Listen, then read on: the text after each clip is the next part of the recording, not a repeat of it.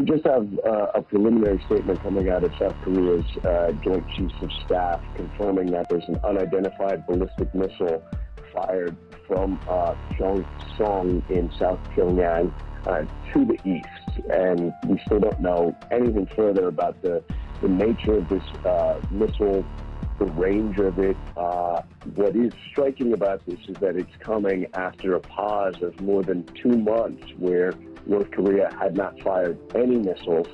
Another thing that's got me scratching my head right now is the timing of it. If you go back 3, 4, 5 months, Brooke, North Korea was firing these missiles on almost a weekly basis for some stretches, but it almost always took place at dawn Korea time. And this is taking place now at around 3 o'clock in the morning, around that time. So it doesn't fit the pattern that we've seen in the past. And this missile launch will raise some serious questions because it comes so soon after President Trump made his tour of Asian countries and made a big show of joining not only allies South Korea and Japan to put additional pressure on isolating North Korea, but also met with Xi Jinping, and after China sent an envoy just days ago to Pyongyang to meet with the North Koreans. So we're still waiting to find out the nature of this missile launch, how far, and the altitude of this potential missile. This is very much developing as we speak now, Brooke.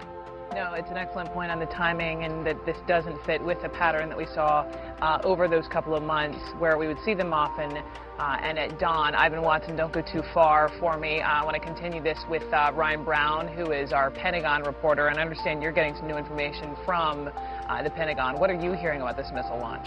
Well, that's right, Brooke. We just spoke with the head spokesman for the Pentagon, Colonel Rob Manning. He just told us that the U.S. did detect what is being called a probable missile launch from North Korea about 1:30 p.m. Eastern Standard Time. Now, that's all the information they're providing right now. They say they're continuing to assess this launch, that they will provide more information as it becomes available, but now confirmation from the Pentagon that the U.S. military detected a missile launch from North Korea at 1:30 p.m. Eastern Time.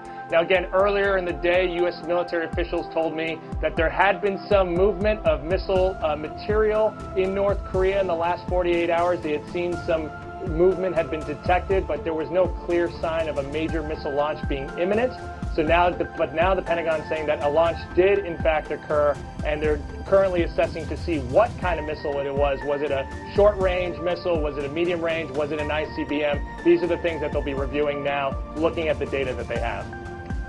So we don't know the type of launch, to your point. We also, correct me, Ryan, but it's so early, we still don't even know if it's a launch where the missile took the trajectory over Japan, as one has in the past, or as North Korea promised, toward the U.S. territory of Guam. We still don't know, correct? That's correct. No information about where the trajectory of the missile was provided at this time. I also asked whether or not the missile at any time posed any risk to anyone, any U.S. personnel or others. No information available on that as well. So we don't know much about this missile, but now the Pentagon at least confirming that a probable missile launch did occur in North Korea.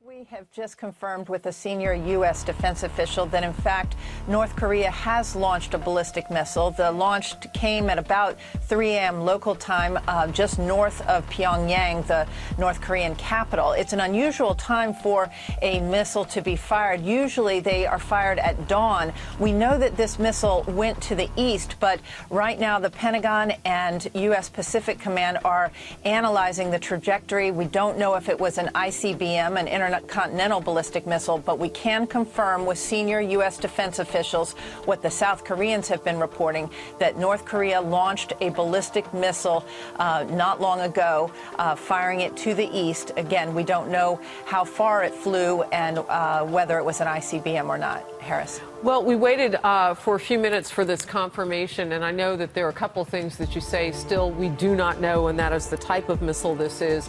But, Jennifer, this is not happening on a day in which there was no news with North Korea. I mean, this day started in the wee morning hours of reports, at least from Reuters, and now building upon different sources, in which North Korea says it's farther along in its nuclear program. The South Korean ministry saying, you know, it looks to be that that is the case.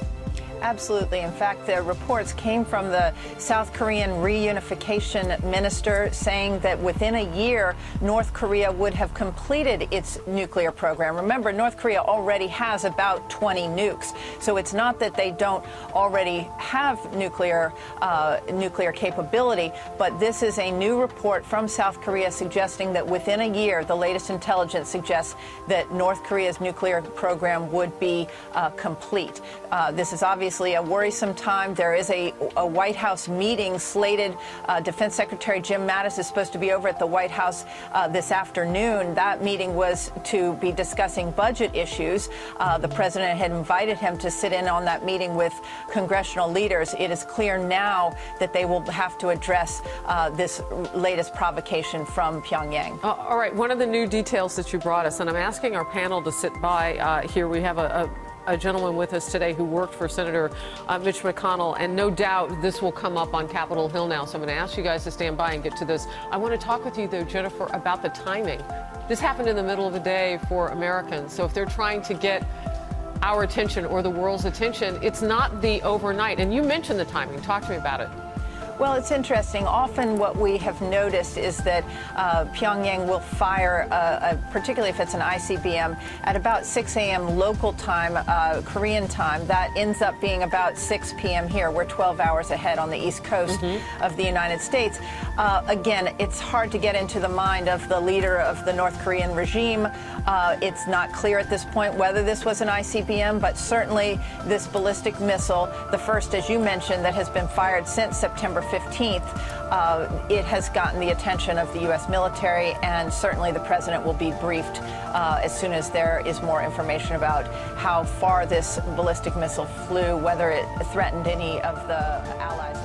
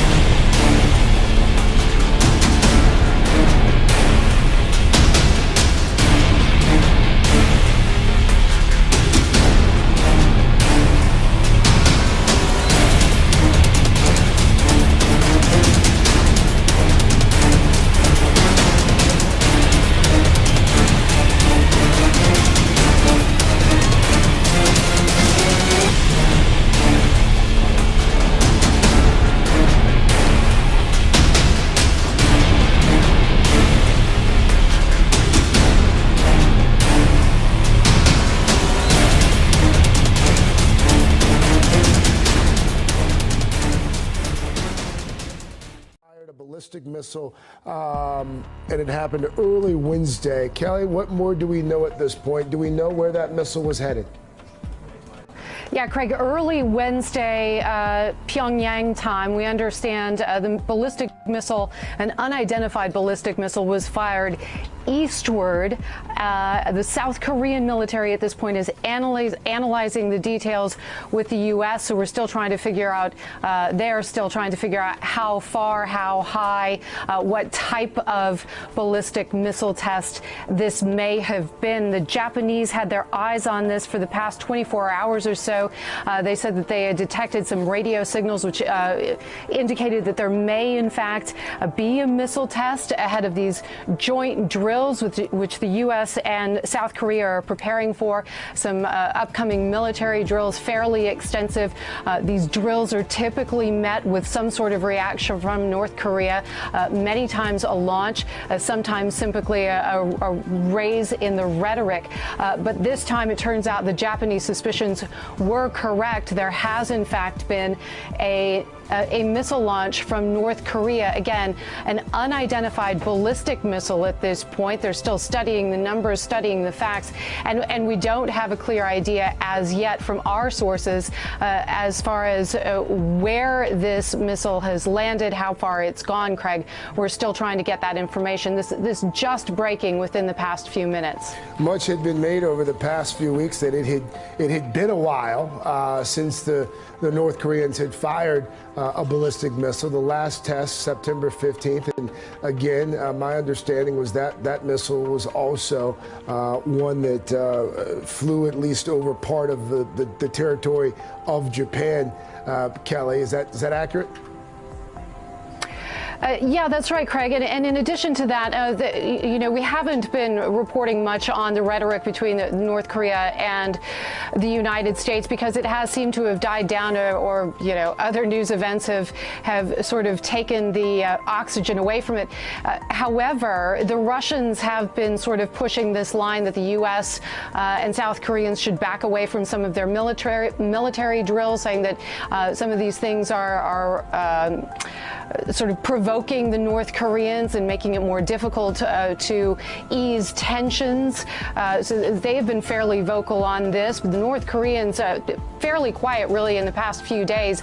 But again, tensions haven't died down. The military drills were going to go forward. There was no sense that the Americans were going to pull back from that, or the South Koreans.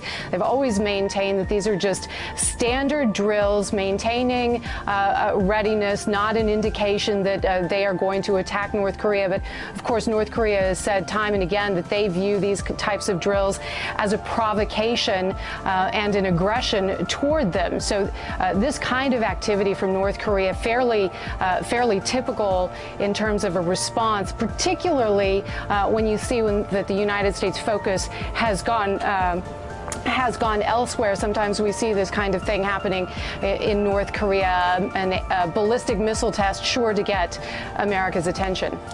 Again, this breaking news happening as President Trump is on Capitol Hill talking to Senate Republicans about this tax bill that's supposed to come up for a committee vote this afternoon. The president undoubtedly hearing the news, presumably also talking to some of these Senate Republican leaders about the most recent launch. Again, this is the 18th missile launch that we have seen from North Korea since President Trump took office. How does that compare, Kelly, to previous administrations? Are they firing these things off more frequently now than they have under past presidents? Yeah, Craig, I don't have the numbers on right at the top of my head, but there's definitely been a significant uptick in the number of missile tests under the Trump administration compared to years past. I mean, this has been a very noticeable rise in tensions, not just in rhetoric, which we have always seen from the North Koreans over the years, but in terms of the missile test and also a nuclear test. And you'll recall earlier in the year, there was quite a bit of anxiety and worry, particularly in the region, that the North Koreans were preparing for another nuclear test. Now, you'll correct me if I'm wrong, but I don't think there has been one recently, certainly, but the missile tests have come really, and compared to past years, fast and furious from the North Koreans. And there's been a lot of talk as well, as you'll recall, over the past several months, that the North Koreans are getting much, much closer to being able to put a miniaturized nuclear weapon on top of a ballistic missile and reach parts well beyond their country, Japan, potentially the United States. That's a real worry from the military establishment in the United States.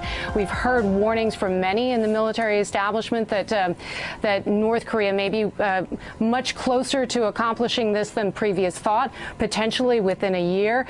So it's always a concern, Craig, when you see North Korea carrying out a missile test like this, and again, we're still waiting to see just how far this missile has gone in.